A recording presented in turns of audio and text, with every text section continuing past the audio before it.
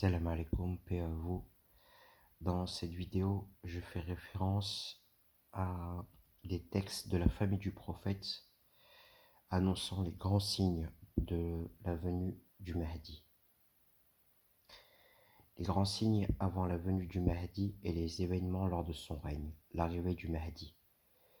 De l'imam Ali dans le Jafar, je jure par Allah, si je pouvais nommer les ennemis du Mahdi par leur nom et par leurs caractéristiques, je le ferais. Le jour où Allah l'enverra, il élèvera l'islam. Croyez-moi bien, ô les gens, il est certain cadeau d'Allah pour la Ummah de Muhammad. Paix et bénédiction à son âme. Croyez bien, ô les gens, ce que j'ai dit, et comprenez bien.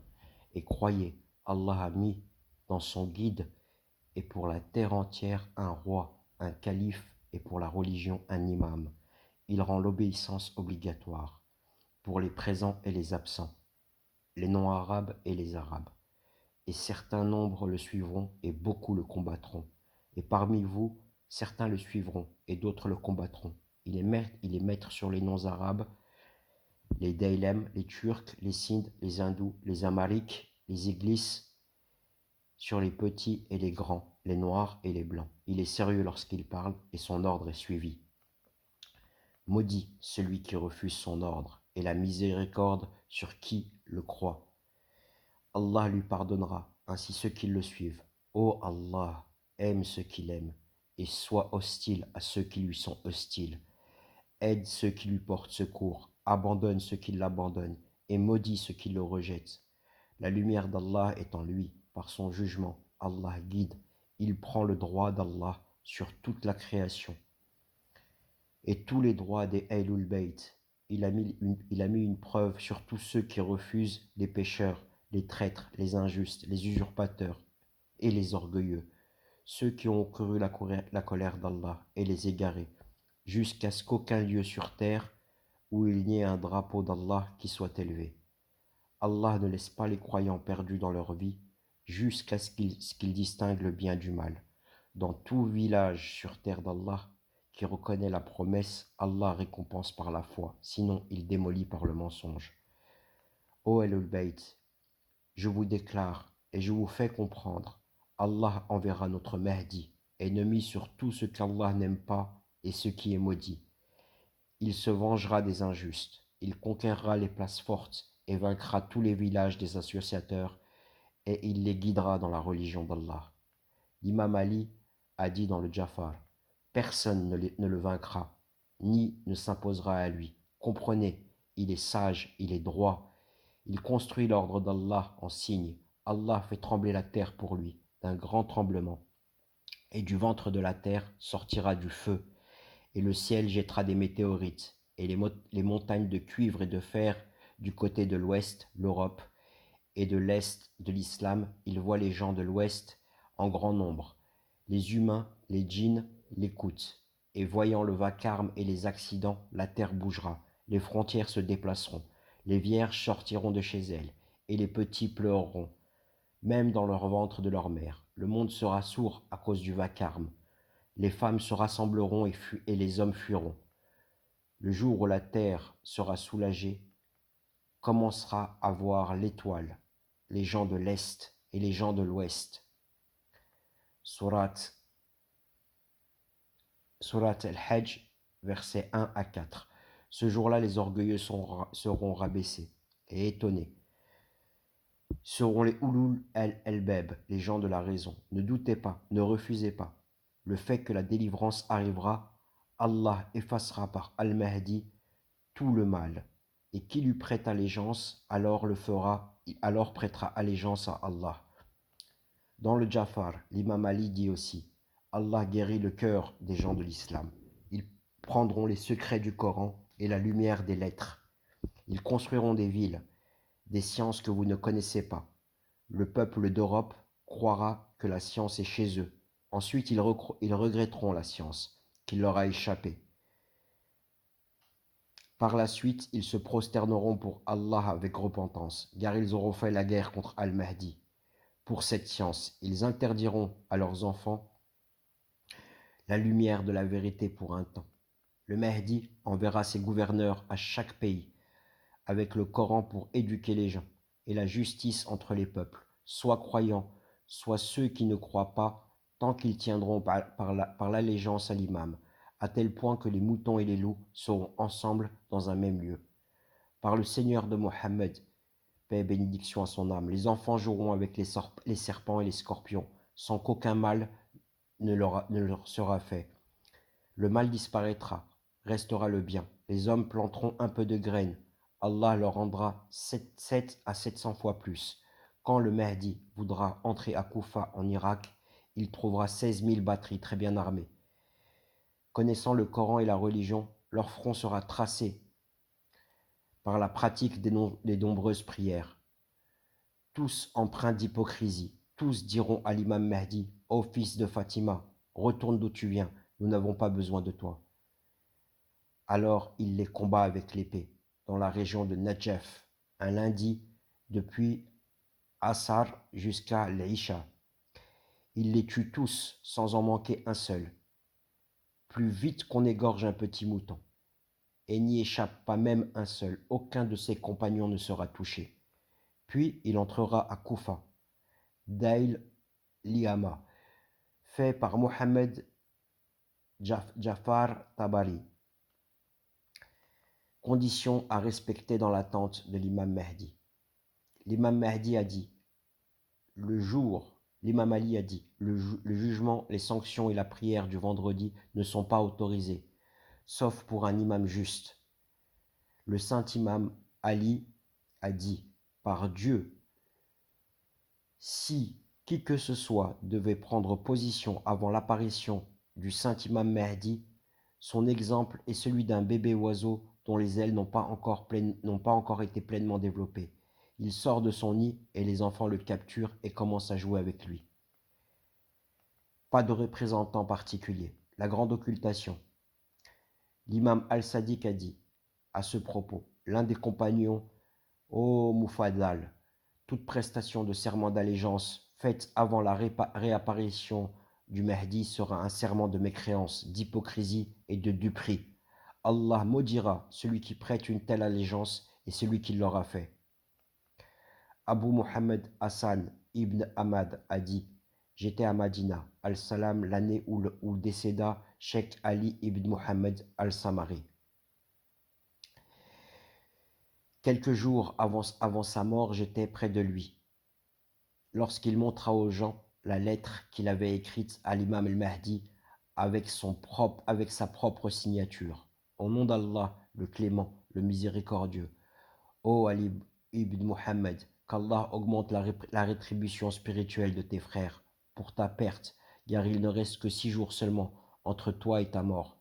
Prépare-toi-y et ne désigne personne dans ton testament pour te succéder après ton décès, car la seconde occultation commence. Il n'y aura de réapparition qu'après la permission d'Allah, le Très-Haut, le Sublime. Et ce, après une longue période d'attente, lorsque les cœurs seront endurcis et que la terre sera remplie d'injustice. Les suiveurs verront venir des prétendants, mais sache que quiconque clamera une telle prétention avant la sortie du Soufiani, et le cri est un menteur et un imposteur. Il n'y a pas de pouvoir ni de force que par Allah le sublime, l'immense. Les signes précédant l'arrivée d'Al-Mahdi. Les hadiths évoquent que la venue d'Al-Mahdi affirme qu'il surgira à la Mecque, qu'il y proclamera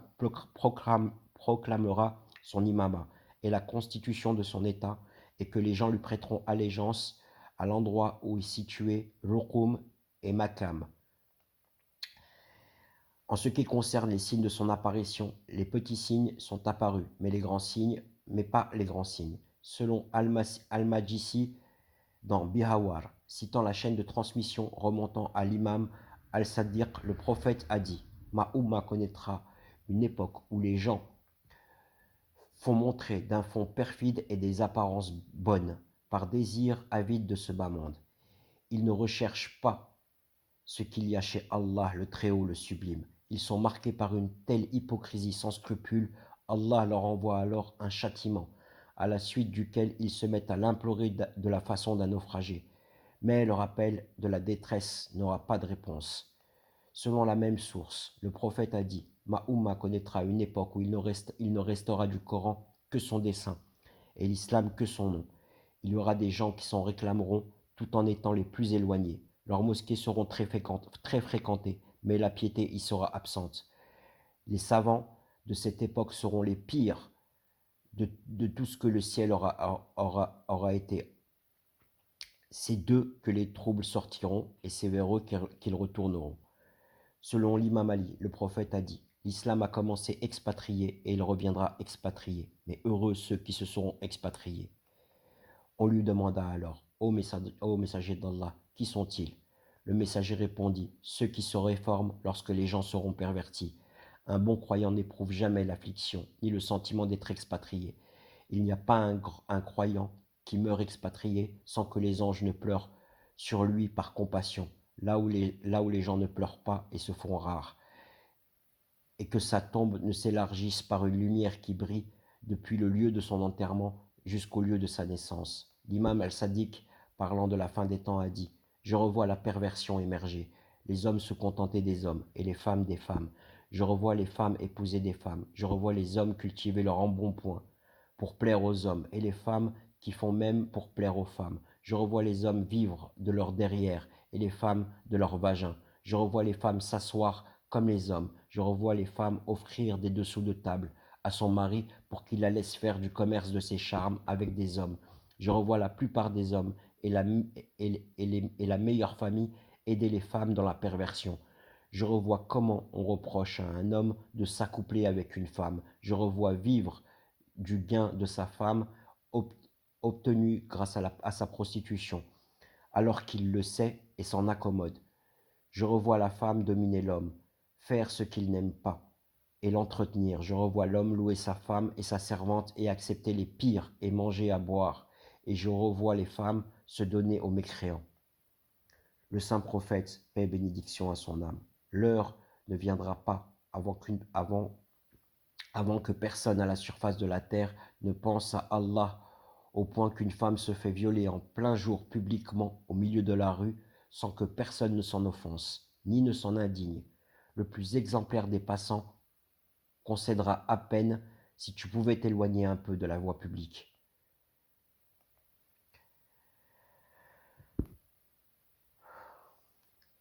Le prophète rapporte aussi, au point qu'on fait passer une femme dans la mosquée de Damas, d'un groupe à l'autre, jusqu'à ce qu'elle vienne près de la jambe d'Al-Soufiani.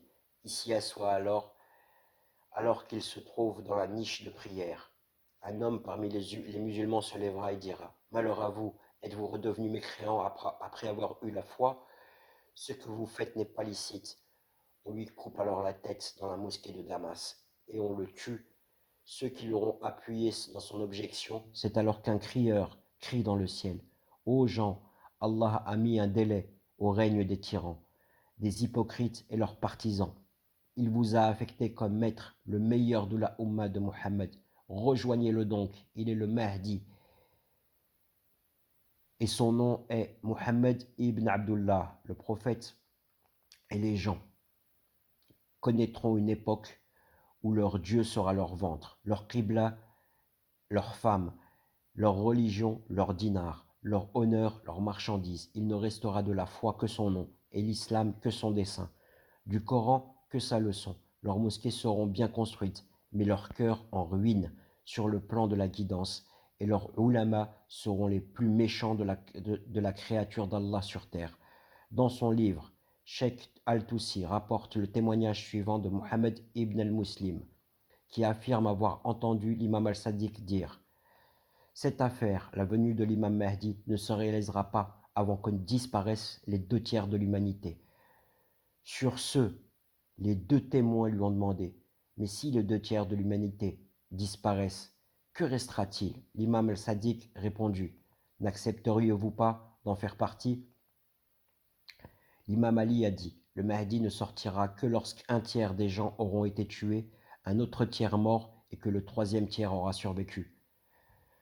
Selon un hadith de l'imam Al-Qadim, 2 signes annonceront la venue du Mahdi, qui démentiront les calculs des astrologues: une éclipse lunaire qui se produira le 5 du mois lunaire et une éclipse solaire le 15. ce qui ne s'était pas produit depuis la descente d'Adam sur terre. Selon l'imam Mohammed al-Bakir, Al-Mahdi ne paraîtra que lorsque les tyrans auront été élevés. De l'imam Ali dans le Jafar, il a dit: ô les gens, j'ai entendu mon frère le prophète dire: dans ma Ummah, ma communauté seront réunies sans caractéristiques qu'aucun peuple n'a réunies. Les savants se sont levés et ont embrassé les pieds de Ali, et ils dirent: ô prince des croyants, par ton cousin le prophète, paix et bénédiction à son âme, montre-nous ce qui va se passer dans un temps lointain, avec des mots que comprennent savants et ignorants. Il dit: Ahmed, Allah et Dhikr Rasoul, priez sur le prophète, paix et bénédiction à son âme. Je vais vous expliquer ce qui va se passer après ma mort, jusqu'à la sortie de l'imam, qui se lèvera avec l'ordre de la descendance des enfants de Al-Hussein. Ils dirent: quand est-ce que cela se passera-t-il? Il dit: la mort tombera sur ceux qui comprennent profondément la science. De la Ummah de Mohammed perdra la prière. Ils suivront leur passion. Ils réduiront les dépôts. Ils augmenteront les traîtrises. Ils boiront de l'alcool. Ils aimeront insulter leurs parents. La prière disparaîtra des mosquées par séparation entre les gens. Ils feront des mosquées des lieux de réunion pour manger et augmenter les mauvaises œuvres et diminueront les bonnes œuvres. Il ne pleuvra plus. À ce moment-là, une année sera un mois sera comme une semaine sera comme un jour, et le jour une heure. Il pleuvra en été. Les enfants n'auront aucune valeur pour leurs parents. Les gens à cette époque auront un beau visage et une conscience mauvaise. Ils auront une belle apparence, leurs actions seront injustes, leur visage sera adamique, mais leur cœur sera satanique. Ils seront les plus amers que la terre aura portés. Ils seront pires que les charognes, plus impurs que le chien. Ils ne seront pas droits, plus gourmands que Al-Ashab, plus proches que le Garab. Ils n'arrêtent jamais de faire le mal. Si tu leur parles, ils te traitent de menteur. Si tu leur confies quelque chose, ils te trahissent. Si tu les laisses, ils parlent derrière toi. Si tu es riche, ils te jalousent. Si tu leur donnes pas, ils te haïssent. Si tu les mets si tu les mets à leur place, ils t'insultent. Ils aiment écouter le mensonge, manger les biens illicites, rendre licite la fornication et l'alcool, les grands discours, le tarab et les chansons. Les pauvres pour eux seront des moins que rien, et les croyants seront faibles, et les savants n'auront aucune valeur. Le pervers aura une bonne place, l'injuste sera grand, le faible chez eux sera mort, le plus fort chez eux sera le roi. Ils n'interdiront pas le mal et n'inviteront pas au bien. La richesse la richesse chez eux gouvernera. Ils la garderont. La zakat sera une amende, et l'homme obéira à sa femme, n'obéira pas à ses parents et s'éloignera d'eux. Il fera tout son possible pour écraser son frère. La voix du transgresseur sera haute. Il aimera la corruption et la chanson, et la fornication, et leur relation entre eux sera le haram. Ils insulteront les savants et augmenteront entre eux le sang, le meurtre. Leurs juges accepteront les pots de vin. Les femmes se marieront avec les femmes et feront la fête comme une femme en se mariant avec un homme, avec une femme. Ils rendront licite les chansons, boire de l'alcool, et l'homme se suffira de l'homme, et la femme se suffira de la femme. Les 5 signes définis. L'imam Sadiq. Avant l'arrivée de l'imam el-Mahdi, il y a 5 signes définis. Le Yamani, le cri, le Soufiani, le meurtre de Nefs Zakiya et la fente, le craquement de Baïda. Il y a aussi le cri est un dernier, et le Soufiani et le dernier et la fente. Le Soufiani et la fente sont les derniers. Dans Baïda, un des derniers, et le Yamani, un des derniers, et le meurtre de Nefs el-Zakiya, un des derniers. Le cri, l'imam el-Bakir dit: un crieur criera du ciel le nom de l'imam el-Mahdi, et ceux de l'est et à l'ouest l'entendront. Il ne restera personne qui ne dorme, qui ne se réveillera pas, ni quelqu'un debout qui ne s'assiera pas, ni quelqu'un assis qui ne se mettra pas debout, de panique de cet appel. Puis Allah Béni celui qui prend la leçon de l'appel et répond, puisque l'appel vient de l'ange Gabriel.